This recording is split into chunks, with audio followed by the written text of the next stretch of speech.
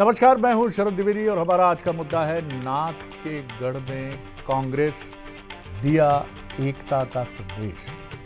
काफ़ी दिलचस्प बात है। दिलचस्प इसलिए कि दिग्गज नेता जो मध्य प्रदेश में कांग्रेस के हैं, जो राष्ट्रीय राजनीति में भी परचम लेकर चलते रहे, कमलनाथ जी और दिग्विजय सिंह जी, जब से युवा नेतृत्व ने मध्य प्रदेश में कमान संभाली जीतू पटवारी और उमंग सिंगार जी के बाद, तो ये कहा जाने लगा कि बड़े नेताओं का भविष्य क्या होगा। लेकिन पिछले कड़वे अनुभव से ऐसा लगता है सबक लेकर कांग्रेस ने रणनीति बदली है और अब बड़े नेताओं का साथ, उनको समर्थन और युवा नेतृत्व उनके साथ खड़ा दिखेगा, क्योंकि छिंदवाड़ा एक ऐसा गढ़ है जहां कमलनाथ जी और बाद में उनके पुत्र नकुल नाथ ही किला लड़ाते रहे। लेकिन जिस तरह पूरी कांग्रेस पहुंची बुधवार को छिंदवाड़ा, उसने ये मैसेज दिया कि अब बड़े नेताओं की लड़ाई युवा नेताओं की लड़ाई भी होगी। इस मायने में ये अच्छा संदेश है कि इसमें कहीं ना कहीं एक ब्रिजिंग हो सकती है, अगर ऐसा है तो। बहरहाल, सबसे पहले देखेंगे ये रिपोर्ट और रिपोर्ट के बाद फिर डिबेट की तरफ चलेंगे।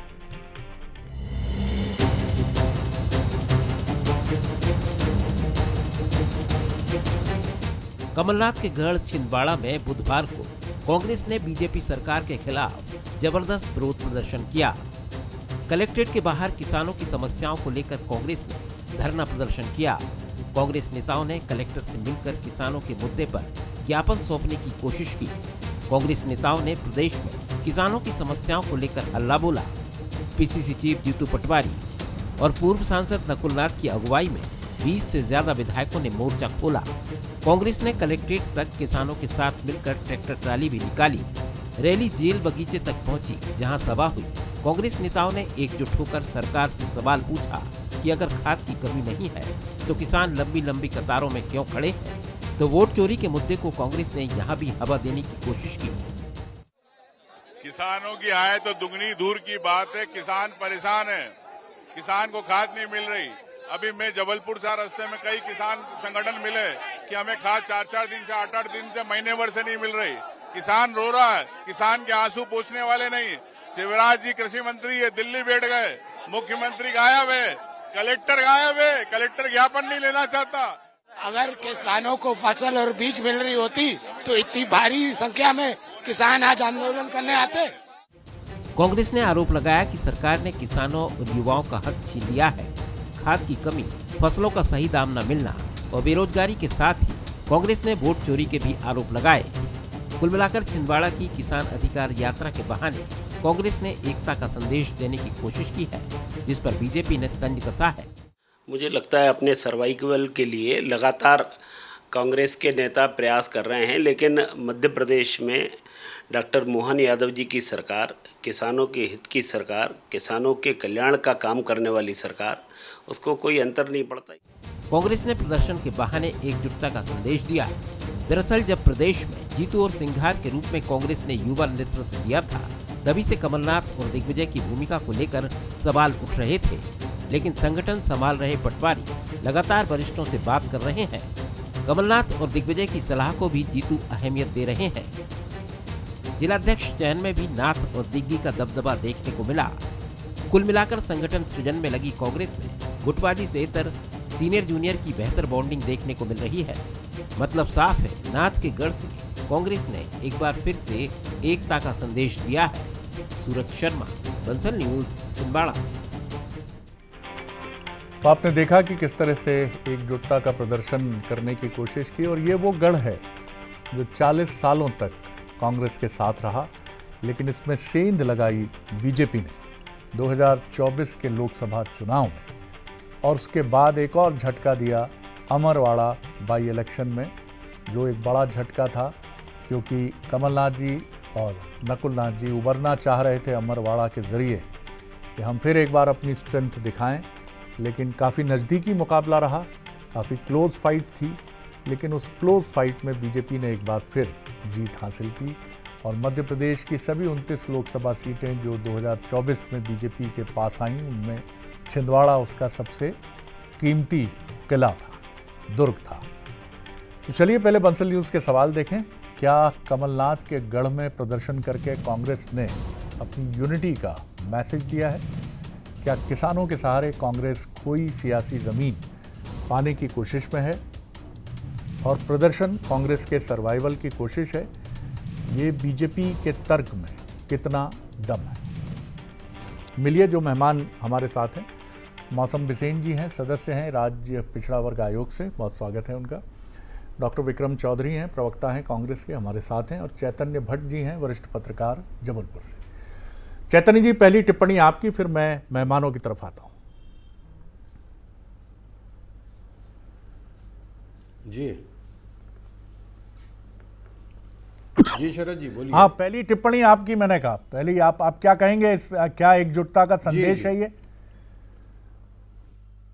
जी देखिए शरद जी, कांग्रेस में अभी जो कुछ भी हुआ पिछले कुछ दिनों में, जब से जिलाध्यक्षों की नियुक्ति हुई है, उसको लेकर जिस तरह से विद्रोह की स्थिति बनी है कांग्रेस में, तो कांग्रेस को एक तो ये विद्रोह भी शांत करना है। 24 घंटे की मोहलत भी दी है उन्होंने जिन विद्रोही नेताओं को कि आप अपना सोशल मीडिया से इस तरह का जो बयान है या जो कुछ भी है वो आप हटा लीजिए।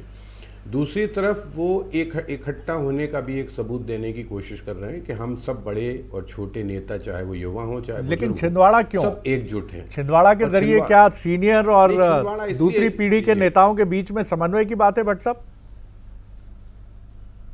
देखिए बिल्कुल सही बात। छिंदवाड़ा निश्चित तौर पे कांग्रेस का बहुत बड़ा गढ़ रहा है। ये बात अलग है कि 2024 में वो गढ़ टूट गया, लेकिन छिंदवाड़ा में जिस तरह से मध्य प्रदेश में कमलनाथ की तूती बोलती थी और दिग्विजय सिंह की तूती बोलती थी, और उसका उदाहरण अभी हमने जिलाध्यक्षों की नियुक्ति में भी देखा है कि उन दोनों का दबदबा बराबर रहा है। लेकिन चूंकि जीतू पटवारी, उमंग सिंघार जैसे युवा नेता जो हैं, जो आजकल बागडोर संभाले हुए हैं कांग्रेस की, तो उनको भी ये लगता है कि इन बड़े नेताओं की छाया से अलग हो जाना ठीक नहीं होगा। शायद यही कारण है कि छिंदवाड़ा जो बहुत पुराना गढ़ रहा है, इसलिए वहाँ पर इस तरह का आंदोलन किया और उसमें बहुत से बड़े बड़े नेता और जो युवा नेता थे वो शामिल हुए। जहाँ तक मुद्दों की बात है तो किसानों का मुद्दा तो निश्चित तौर पर बहुत जीवंत है आज की तारीख में, क्योंकि हमारे जबलपुर में भी लगातार इस तरह के जो आंदोलन हो रहे हैं कि उनको यूरिया नहीं मिल रहा, खाद नहीं मिल पा रही है। पन्ना में भी बहुत बड़ा प्रदर्शन हुआ, तो इसमें कोई संदेह की बात नहीं है कि किसान इस समय खाद के लिए परेशान है, और खाद सबसे महत्वपूर्ण है फसल को उगाने के लिए। दूसरा जो वोट चोरी का मुद्दा है वो भी काफ़ी राष्ट्रीय स्तर पर तेज़ी से चल रहा है, तो उसको भी लेके कांग्रेस ने प्रदर्शन किया। तो ये छिंदवाड़ा इसलिए महत्वपूर्ण हो जाता है कि महाकौशल में छिंदवाड़ा सबसे महत्वपूर्ण जो संसदीय क्षेत्र था वो माना जाता था, और उसमें अजय की स्थिति में थे कमलनाथ, और उसके बाद उनके बेटे भी अजय की स्थिति में थे। लेकिन अब वो अलग बात है कि 29 के 29 सीटें लोकसभा में बीजेपी के पास चली गई। तो एक ऐसा क्षेत्र जहां पर कांग्रेस की प्रभुत्व था, उसको फिर से जीवित करने की एक कोशिश कांग्रेस ने करी है, और उसका कितना लाभ मिलता है ये देखना थोड़ा सा दिलचस्प होगा। और ये भी भट्ट साहब, जहाँ तक मुझे ध्यान है कि 2023 के विधानसभा चुनाव में भी यही महाकौशल अंचल था जिसने कांग्रेस की लाज बचाने में, नहीं तो स्थिति और खराब होती। बिल्कुल बिल्कुल। तो इसमें छिंदवाड़ा का भी योगदान रहा, और महाकौशल के दूसरे जो ज़िले हैं छिंदवाड़ा से एडजेसेंट हैं जो, उनका भी योगदान रहा। तो कांग्रेस इस गढ़ में फिर अपनी ताकत को फिर से हासिल करना चाहती है। कैसे देखती हैं मौसम जी? महाकौशल के एक महत्वपूर्ण ज़िले से आप भी आती हैं, और आपका ज़िला और छिंदवाड़ा बहुत अधिक दूरी भी नहीं है, आप राजनीति भी बहुत अच्छे से समझती वहाँ की। कैसे देखती हैं कांग्रेस के इस प्रदर्शन को? सबसे पहले तो मैं कहना चाहूँगी कि आज का जो कांग्रेस का प्रदर्शन है वो महज एक पॉलिटिकल ड्रामा है। जिस कमलनाथ जी की आप बात करते हैं, मैं मध्य प्रदेश के महाकौशल के बालाघाट जिले से आती हूँ, स्वयं एक किसान हूँ। हम लोग एक नारा सुना करते थे कि कमलनाथ जी ने बालाघाट को गोद लिया, और मुझे इस बात का कहते हुए खेद है कि तमाम हमारी विकास की परियोजनाएं, चाहे हमारा ब्रॉडगेज हो, चाहे अन्य विकास कार्य हो, उन सब में कमलनाथ जी के रहते अनेक रोड़े और अड़चने आई। लेकिन धन्यवाद है हमारे प्रधानमंत्री श्री नरेंद्र मोदी जी का कि 2014 से अनेक विकास की सौगात लेकर हमारा जिला आगे बढ़ा है, और हमारा ब्रॉडगेज का सपना भी पूरा हुआ है। जिस प्रदर्शन के साथ आज कांग्रेस है, मुझे उनके प्रदर्शन को देखकर हंसी भी आती है, खेद भी होता है कि ये वही कांग्रेस है जब आदरणीय कमलनाथ जी के नेतृत्व में मध्य प्रदेश के मुख्यमंत्री के रूप में वो काम कर रहे थे, और मतदाताओं के बीच में जब 2018 में गए कि हम किसानों का कर्जा माफ करेंगे। आज जो कांग्रेस प्रदर्शन कर रही, पहले उस कांग्रेस को उस बात का जवाब देना चाहिए कि 15 महीने की सरकार में उन्होंने कितने हमारे किसानों का कर्जा माफ किया। मैं स्वयं किसान हूं, हम पुराने हमारे परिवारों के, हमारे बुजुर्गों से सुनते आते हैं कि जब प्रदेश में कांग्रेस का शासन था, कर्ज के बोझ में इतना किसान डूबा था कि उनके सामानों की कुर्की हो जाती थी। ट्रैक्टर, यहाँ तक कि उनके गौवंश भी, बैल वगैरह ले जा लिए जाते थे, हरी झंडी उनके पूंजने पर लगा दी जाती थी। लेकिन धन्यवाद है मध्य प्रदेश का, जब से 2003 से सरकार आई, इस प्रदेश में भारतीय जनता पार्टी के नेतृत्व की सरकार आई और 2014 से केंद्र में भारतीय जनता पार्टी की सरकार आई। तमाम योजनाओं के माध्यम से किसानों को खाद की जरूरत है और वो उनकी बहुत बुनियादी जरूरत है। इसके लिए क्या सरकार क्या कोशिश कर रही है, कैसे किसानों को, क्योंकि अब बुआई एकदम उनके सिर पे खड़ी है, कई जगह मानसून भी, महाकौशल में तो अच्छी बारिश हुई है। देखिए, जो 36 लाख मेट्रिक टन की डिमांड, जिसमें यूरिया 17 लाख मेट्रिक टन और 5 लाख मेट्रिक टन हमारा डीएपी की डिमांड थी। चूंकि हम जानते हैं कि पूरे वैश्विक पटल पर इसकी कमी है, उसके बावजूद भी हमारी सरकार अपने तरीके से प्रयास करते हुए किसानों को उपलब्धता हो इसको सुनिश्चित कर रही। और वर्तमान स्थिति में 10 लाख मेट्रिक टन यूरिया और 3 लाख मेट्रिक टन डीएपी किसानों को मिल चुका है और आगे भी मिलेगा। सब्सिडी के माध्यम से भी, जब विश्व पटल पर इसके बाजार में भाव बढ़े हैं, उसको हमारी सरकार ने तय किया कि सब्सिडी दी जाए और उसके माध्यम से किसानों को रियायत मैं लौटता हूँ जी। चौधरी साहब, मैं अभी मौसम जी का परिचय देख रहा था, तो ये पिछड़ा वर्ग आयोग की सदस्य हैं और मुझे आप ज़्यादा विद्वान हैं, बताएंगे कि क्या आयोग के एक संवैधानिक पद होता है, इतनी सीधी राजनीति करने की अनुमति होती है या नहीं होती, आप बेहतर जाने। एक बात इन्होंने कहा कांग्रेस के प्रदर्शन पे हंसी आती है, मुझे तो हंसी इस बात पे आ रही है कि पिछड़ा वर्ग आयोग का सदस्य जो है वो 27% आरक्षण नहीं दिलवा पा रहा है और किसानों की समस्याओं पर बात कर रहा है। अरे भाई, पहले 27% आरक्षण दिलवा दीजिए ताकि आपके पद की सार्थकता साबित हो। अब हम जो आपकी बहस का मुद्दा उस पे आते हैं। दरअसल ये पूरा मामला जो है किसानों को लेकर है। आप इसको कमलनाथ जी का गढ़ और एकजुटता का परिचय, कांग्रेस इसको इस प्रकार से कतई नहीं देख रही। आप ही की डिबेट में मैंने कहा था कि आपने छिंदवाड़ा क्यों चुना? छिंदवाड़ा इसलिए चुना कि पिछले दिनों पांडुरना और छिंदवाड़ा में किसान, वो लंबी लाइन लगी थी और किसानों पर वहाँ बल प्रयोग हुआ है। प्रशासन ने और पुलिस ने डंडे लाठी भांजे हैं, उन पर बल प्रयोग किया है। इसका मतलब ये है कि इतनी हिंसात्मक स्थिति हो गई है, किसान विद्रोह पर उतारू है और प्रशासन और शासन जो है उनको राहत देने की बजाय उनको चोट पहुंचा रहा है। मतलब ये है कि अभी जो मीट्रिक टनों में खाद और डीएपी और यूरिया का ये जो आंकड़ा दे रही थी मैडम, इसका मतलब ये किसानों के पास कुछ पहुंच ही नहीं पा रहा है। जहां जहां किसानों पर अत्याचार होगा हम वहां जाएंगे। छिंदवाड़ा, राजगढ़, जबलपुर जैसा विषय नहीं है। हमारी एकजुटता और जो हमारे जो सीनियर लीडरान हैं, ये हमारे लिए ना कोई चर्चा का विषय है, ना हमारी कोई रणनीति है कि हमें एकजुट होना है। हम तो जनता के साथ एकजुट हैं, किसानों के साथ एकजुट हैं। शरद जी, आप देखिए, आज एक खबर आई है और अमेरिका ने जिस शब्दावली का प्रयोग किया है वो बहुत ही हैरान करती है कि भारतीय परिवारों ने, आप देखिए परिवार शब्द का प्रयोग किया हो ना, कि भारतीय परिवारों ने रूस से तेल खरीदा, फिर बेचा, उसमें 16 खरब डॉलर। खरब डॉलर इतने होते हैं कि हम रुपए में उसके मैं तो बता नहीं पाऊंगा।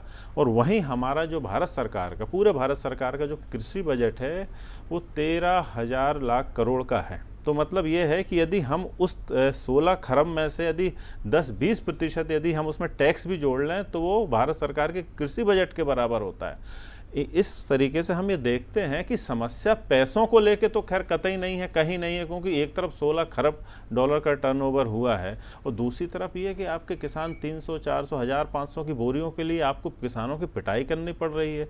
मैं बार बार कांग्रेस ये कह रही है कि आखिर आप चौथे नंबर पे या 5वें नंबर की अर्थव्यवस्था है तो हाहाकार क्यों मचा हुआ है। एक तरफ आपके यहाँ इतना बड़ा पूंजीपति है कि उसका जो शादी का नग्न प्रदर्शन हम पूरे हिंदुस्तान ने देखा, और फिर ये देखिए तिरंगा यात्रा एक तरफ चल रही, दूसरी तरफ किसानों पर डंडे चल रहे हैं। तो ये हो क्या रहा है? इस पूरे प्रदेश और पूरे देश में इंजनों की सरकार नहीं है, माफियाओं की सरकार है।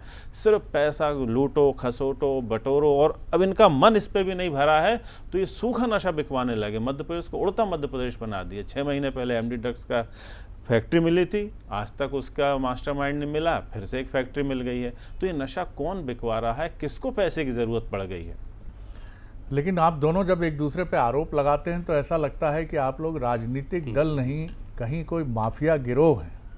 मुझे लगता है कि ये भाषा का संतुलन अगर इस तरह से जाएगा तो लोकतंत्र के इस मंदिर में कि सरकारें अगर ड्रग्स बिकवाने लगेंगी, सरकारें अगर किसानों की छाती पर मूंग दलने लगेंगी, तो फिर उसके बाद क्या बचता है कहने सुनने के लिए।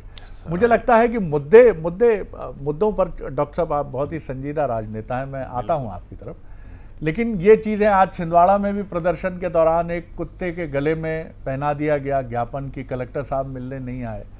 विरोध के बाद अगर कोई ज्ञापन लेने नहीं आ रहा है तो खींच आना स्वाभाविक है, लेकिन लोकतंत्र में बहुत से गरिमामय तरीके हैं विरोध करने के।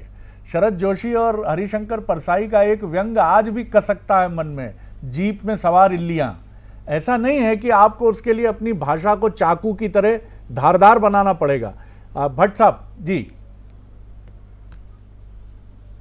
नहीं, देखिए शरद जी, इसमें तो कोई दो मत हो नहीं सकते हैं कि राजनीति में जो शब्दों का चयन है और जो बोलने की बात है वो उसका स्तर इतना ज़्यादा गिर गया है कि मतलब आम आदमी को भी उससे नफरत सी होने लगी। और वो उसमें ऐसा कोई दल नहीं है जो इससे अछूता हो, चाहे भारतीय जनता पार्टी हो, चाहे कांग्रेस हो, चाहे कोई अन्य दल हो। मध्य प्रदेश में तो खैर 2 ही दल है मुख्य, लेकिन इसमें कोई संदेह की बात नहीं है कि आपको अपनी भाषा पर नियंत्रण रखना चाहिए। जिस तरह की भाषा राजनेता बोलते हैं या कोई भी पार्टी के बड़े नेता बोलते हैं और उस पर कोई कार्यवाही नहीं होती, ये उनको कहीं ना कहीं प्रेशर दिया जाता है। इससे ये लगता है कि जो पार्टी के बड़े नेता हैं वो इन सब चीज़ों को प्रेशर दे रहे हैं। अगर कोई इस तरह की बात करता है या भाषा का अवमूल्यन होता है भाषा के दौरान, अगर भाषण के दौरान या आपस में विवाद के दौरान, तो उस पर तत्काल एक्शन लेना चाहिए। क्योंकि देखिए, राजनीति में बड़े अच्छे पढ़े लिखे लोग आते हैं, हम उनको अपना प्रतिनिधि मानते हैं, हजारों लाखों वोटों से जीत कर आते हैं, और जब वो संसद में या विधानसभा में या डिबेट के दौरान जिस तरह की भाषा का प्रयोग करते हैं तो लगता है कि हमने शायद ये गलत व्यक्ति को चुन लिया। तो इसमें कोई दो राय नहीं होना चाहिए कि जो पार्टी के वरिष्ठ नेता हैं उनको इस बात की ताकीद करना चाहिए उन नेताओं को कि जो अपनी भाषा पे संतुलन बना के रखें, उस पर संयम बना के रखें। क्योंकि आपने सही कहा कि विरोध करने के बहुत से तरीके होते हैं। अब देखिए, आपने कुत्ते के गले में पट्टा बांध दिया या ज्ञापन दे दिया, ये भी उचित नहीं है। लेकिन उसके साथ साथ ये भी उचित नहीं है अगर कलेक्टर को वो ज्ञापन देना, इतनी बड़ी पार्टी अगर कलेक्टर को ज्ञापन देना चाहती है तो कलेक्टर को अगर ज्ञापन लेना चाहिए। ज्ञापन लेने में क्या दिक्कत है? ज्ञापन तो एक फॉर्मेलिटी है, उस पर कुछ होता जाता तो है नहीं। ज्ञापन कहाँ चले जाते हैं किसी को नहीं मालूम है। तो अगर कलेक्टर साहब आके ले लेते ज्ञापन तो उससे कोई नुकसान नहीं होने वाला था। लेकिन उसके प्रतीक के रूप में अगर कुत्ते के गले में ज्ञापन बांध दिया तो ये भी कहीं ना कहीं गलत है। जी बिल्कुल, आपने ठीक कहा। और दूसरा ये भी एक बड़ा सवाल है, मैं आप सबके सामने रखता हूँ, क्या सरकारें सत्ता में हारने के लिए और जनता का विश्वास खोने के लिए आती हैं?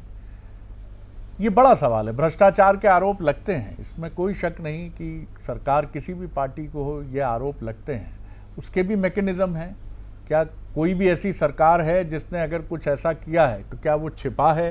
कितने बड़े बड़े घोटाले आज़ादी के बाद से अब तक आए हैं, सरकारें हिली हैं, गई हैं सरकारें। लेकिन सवाल ये है कि मौसम जी, ये एक बड़ा प्रश्न है कि 20 सालों से अब आपके लिए एक बड़ी चुनौती ये भी है कि 14 महीने की एक सरकार है, 14-15 महीने की कांग्रेस की, जो 18 से 20 के दरमियान 14-15 महीने के लिए रही। 2003 से लेकर 2025 तक मैं हूं की तर्ज पर बीजेपी ही है। अब आप कांग्रेस को नहीं कोस सकते। 20 सालों से अगर खाद का संकट है, पूरे देश में है और वैश्विक कारण भी है, हम सहमत हैं इससे, लेकिन फिर भी आपको इसकी व्यवस्था करनी चाहिए। ये विषय आप क्यों विपक्ष को और किसानों के उनके पास, क्योंकि उनके पास क्या विकल्प है? खेती मुनाफे का धंधा है नहीं, वो परेशान होते हैं हमेशा। और जब सरकार की तरफ देखते हैं तो पाते हैं कि कहीं ना कहीं खाद की चुनौती, और ये हर साल हमने देखा है। जी देखिए, ये पूरे जिम्मेदारी के साथ मैं कह सकती हूँ कि मध्य प्रदेश की धरती पर भारतीय जनता पार्टी की नेतृत्व की सरकार ने किसानों के लिए जो कल्याणकारी कदम उठाए हैं, चाहे हमारी योजनाओं के माध्यम से हो, चाहे एमएसपी को बढ़ाने की बात हो, सर्वाधिक एमएसपी देने का काम हमारी सरकार ने किया है, साथ ही फसल बीमा योजना की बात हो, डिजिटलाइजेशन के माध्यम से किसानों की को और सुविधाएं देने की बात हो। और इसलिए जब बात कांग्रेस और भाजपा की आती है, जैसे अभी हमारे कांग्रेस के साथी कह रहे थे, अगर मैं उनके जवाब को देने जाऊंगी तो विषय अलग हट जाएगा। लेकिन मेरा कहने का आशय यह है कि एक तरफ भारतीय जनता पार्टी के नेतृत्व की सरकार है, आपको भी जनता ने मौका दिया। ये वही भारतीय जनता पार्टी की सरकार है जिसने 18% ब्याज को 0% किया, किसानों का कर्जा माफ किया। जिस 15 महीने का मैं जिक्र कर रही थी, उनके ब्याज को माफ करने का काम हमारे तत्कालीन मुख्यमंत्री श्री शिवराज सिंह जी चौहान के द्वारा किया गया। और इसीलिए हम पूरे विश्वास और दृढ़ता के साथ कह सकते हैं कि चाहे योजनाओं के माध्यम से सम्मान निधि की बात हो, फसल बीमा की बात हो, मिनिमम सपोर्ट प्राइस की बात हो, हर दृष्टि से किसानों की हालत मजबूत बने, डिजिटलाइजेशन के माध्यम से उनको और लाभ हो, चाहे अभी खाद की उपलब्धता के आधार पर उन पर बोझ न हो। जहां वैश्विक पटल पर 68,000 समथिंग टन का जो कीमत हमारे उर्वरक का है, लेकिन किसानों को वही 1350 पे मिले, सब्सिडी मिलती रहे, इसकी प्रतिबद्धता सरकार ने करी है। कहीं कुछ कमियां हैं तो उसको भी माननीय हमारे मुख्यमंत्री डॉक्टर मोहन यादव जी के द्वारा गंभीरता से लेते हुए ये पूरा प्रयास किया जा रहा है कि यथासंभव सब कुछ उनकी उपयोगिता के आधार पर, आवश्यकता के आधार पर किसानों को मिले और किसी प्रकार की कालाबाजारी से वो बचे। डॉक्टर चौधरी, क्या आप ये दावा कर सकते हैं कि कर्नाटक में और हिमाचल प्रदेश में खाद का कोई संकट नहीं है और आपकी सरकार ने तमाम वैश्विक या राष्ट्रीय फलक पर खाद की उपलब्धता को लेकर जो चुनौतियां हैं उनसे पार पाते हुए आपने किसानों को समुचित खाद मुहैया कराई है? सर, संकट है और संकट कहाँ नहीं है, विषय तो ये होता ही नहीं है। ये तो सबको पता है कि संकट हैं। उत्तराखंड, हिमाचल प्रदेश में भूस्खलन जैसे भी संकट होते हैं, तमाम बातें। विषय ये है कि सरकार का हस्तक्षेप कितना है और उस सरकार पर लोगों को भरोसा कितना है। हमारे यहाँ से अभी तक लाठी पड़ने की खबरें तो नहीं आ रही। हो सकता है, मैं बिल्कुल दावा नहीं कर रहा हूँ कि सबको पूरा सब कुछ मिल गया हो, लेकिन किसान वहाँ पिट तो नहीं रहा है, एक बात। दूसरी बात यह है कि जब आप ही ने कहा कि जो हमारी खेती है वो लाभ का धंधा नहीं है, इसलिए समय समय पर एक बेल आउट पैकेज की बहुत आवश्यकता होती है। सारे अर्थशास्त्री इस बात को स्वीकार करते हैं। जब एक तरफ आप पूंजीपतियों का कर्जा माफ़ कर सकते हैं तो किसानों का क्यों नहीं कर सकते हैं, जबकि किसानों की राहत। और देखिए, आप एमएसपी देने में सिर्फ 26,000 करोड़ का अंतर है। 26,000 करोड़ आज के डेट में बहुत छोटी रकम है। मध्य प्रदेश का जो बजट है वो 4 लाख करोड़ से ज़्यादा का है और एमएसपी देने के लिए कितने लगेंगे? मात्र 26,000 करोड़ लगेंगे। तो आप ऐसे प्रयास क्यों नहीं करते हैं कि किसानों को कहीं ना कहीं समय समय पे एक बेल आउट पैकेज मिल जाए? जैसे केसीसी एक योजना है हमारी सरकार लेके आई, फिर यूपीए 2 के समय 76,000 करोड़ का कर्जा माफ़ किया केंद्र सरकार ने, फिर कमलनाथ जी ने कर्जा माफ़ किया और शिवराज सिंह के परिवार का कर्जा माफ़ किया। वो प्रमाण पत्र हमने शिवराज सिंह के घर में ले जाके दिए। तो इस तरीके की आवश्यकताएं होती। हमें मानते हैं कि चलिए वैश्विक कारण हो सकते हैं, उसमें खाद का संकट है, लेकिन उसके पैरेलल आपकी राहत क्या है ये तो कहीं दिखाई नहीं पड़ता। वो राहत तो कहीं दिखती नहीं है, सिर्फ डंडे दिखाई पड़ते हैं, मारपीट दिखाई पड़ती है। हम किसानों के मुद्दे पर भी कुछ फोकस हो गए, लेकिन कोई हर्ज नहीं है उसमें। जो विषय था एकता का संदेश भट्ट साहब, छिंदवाड़ा में अमूमन अब तक जो कांग्रेस की राजनीति की शैली रही है, जब ज्योतिरादित्य सिंधिया भी कांग्रेस में होते थे तो कांग्रेस की जो क्षत्रप शैली थी वो यही कहती थी कि ग्वालियर संभाल लेंगे सिंधिया जी, राघोगढ़ और आसपास का गुना का एरिया देख लेंगे दिग्विजय सिंह जी, उनके बाद जयवर्धन जी, और इसी तरह छिंदवाड़ा और महाकौशल का रीजन कमलनाथ जी के लिए छोड़ दिया जाता रहा। अब क्या कांग्रेस ये मान रही है कि बीजेपी की जो समन्वित शक्ति है, खासतौर से उसकी संगठन की प्रचंड ताकत है, अब हमें सिर्फ क्षत्रप शक्ति के सहारे नहीं चलना है, समूची कांग्रेस को, चाहे राघोगढ़ हो, गुना हो, ग्वालियर हो, महाकौशल हो, छिंदवाड़ा हो, पूरी कांग्रेस को एकजुट होकर खड़ा करना पड़ेगा, तब बीजेपी को टक्कर देने का प्रयास हो सकेगा। जी बिल्कुल सही बात कह रहे हैं आप शरद जी, क्योंकि भारतीय जनता पार्टी का जो संगठन है वो बहुत मजबूत है और संगठन ही एक ऐसी चीज़ होती है जो पार्टी को सत्ता में पहुंचाती है। कांग्रेस का संगठन अभी और मजबूत करने की कोशिश की जा रही है। नए नए अध्यक्ष बनाए गए हैं, पर्यवेक्षक आए थे, उन्होंने अपनी रिपोर्ट दी थी, लेकिन उसके साथ साथ जिस तरह का विद्रोह चल रहा है वो भी देखने वाली बात है। लेकिन ठीक है, चूँकि कांग्रेस में इस तरह की स्थितियां पहले भी रही हैं कि वहाँ ये कहा जाता है कि यहाँ लोकतंत्र है, हर व्यक्ति अपनी बात कह सकता है, लेकिन कई बार वो लोकतंत्र अराजकता की सीमा पर पहुँच जाता है। तो ये बात सही है कि हो सकता है कि अभी उन्होंने छिंदवाड़ा से इस बात का प्रयास शुरू किया हो कि हम एकजुट हैं।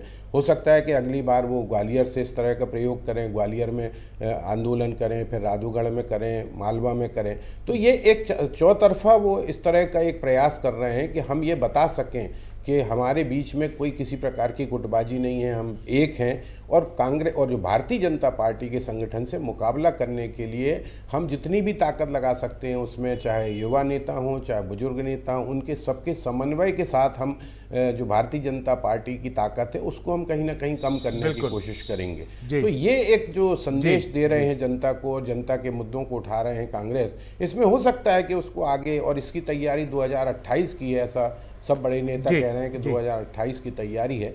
अब उस तैयारी में कितना फ़ायदा मिल सकता है और कितनी एकता दिखाई दे जा सकती है, ये थोड़ा सा समय बताएगा इसके लिए। बिल्कुल आपने ठीक कहा। अब तक कांग्रेस की शैली जो 2003 के बाद से अब तक हमने देखी कि नेताओं की एकजुटता का ये जो राग है, ये चुनाव के 5-6 महीने पहले दिखता है और उसके बाद फिर बिखर जाता है। लेकिन अब कांग्रेस ये समझ रही है कि हम लड़ लेंगे बाद में, लेकिन वो भी ठीक नहीं है कि सत्ता में आने के बाद कमलनाथ, ज्योतिरादित्य सिंधिया जी, भूपेश बघेल, टी.एस. सिंहदेव जी, सिद्धारमैया वर्सेस शिव कुमार जी, और उधर राजस्थान में अशोक गहलोत जी वर्सेस पायलट साहब, बंद होना चाहिए। अब कांग्रेस शायद समझ रही है, समझना ही पड़ेगा, क्योंकि ये आपके वजूद का संकट है और ये संकट सत्ता में आने के बाद भी आपकी आपसी लड़ाई से बिखरता है और सत्ता में आने की जद्दोजहद में भी आपकी आपसी लड़ाई से बिखर जाता है।